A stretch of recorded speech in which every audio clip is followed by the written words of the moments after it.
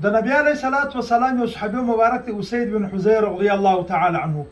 هغه ماښام په خپل کور کې قرآن شریف شروع کړي، نو د په کور کې آس تړلی، هغه جګ جګ غورځي.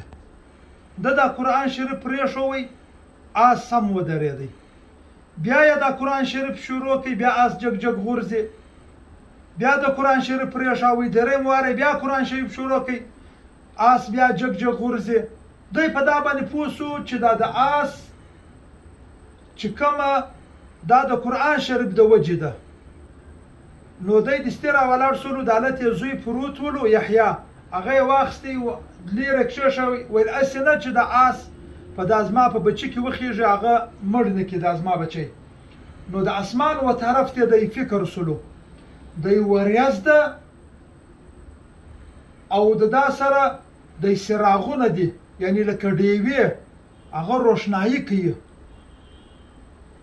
بس د ده دی وتفاهم سولو، د باندې چې راووتې د هغه د تحقیق دپاره کتل چې دغه وریځ یعنی دغه ډیوې یا دا څراغونه لګېږي، معلومات به وکړم.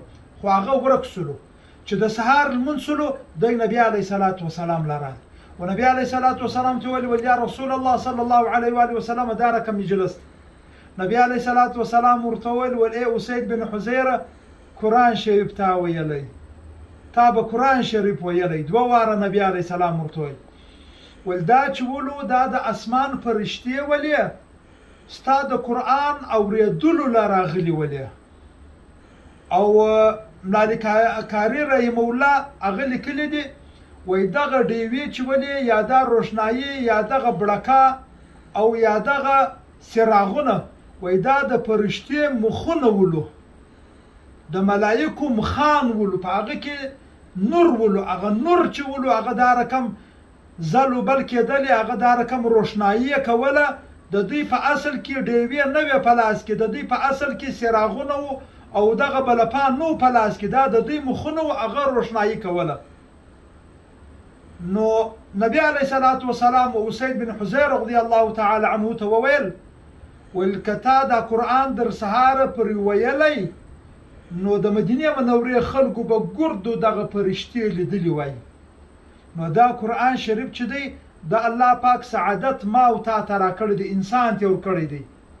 دی نه دی چې ما او تا نو قرآن وایو نو فرشتې نه راځي، ما او ستا مجلس لره هم دا فرشتې راځي. دا قرآن ما او تا ته پاته دی. او دغه د قرآن تلاوت یا دغه د قرآن باندې د په احکام باندې عمل کول، دا شرف انسان ته حاصل دی. او فرشتو ته دغه شرف نه دی حاصل چې دوی تلاوت وکړي د قرآن شریف.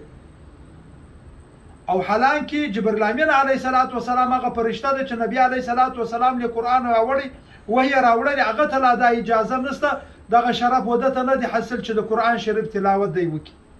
دا جلال الدین سیوطي رحمه الله په الاتقان کې لیکلي دي، او دغه رقم علامه انور شاه کشمیری رحمه الله په خپل ملفوظات کې. نو الله پاک دغه سعادت، دغه نیکبختي ما او تا ته په نصیب کړې ده.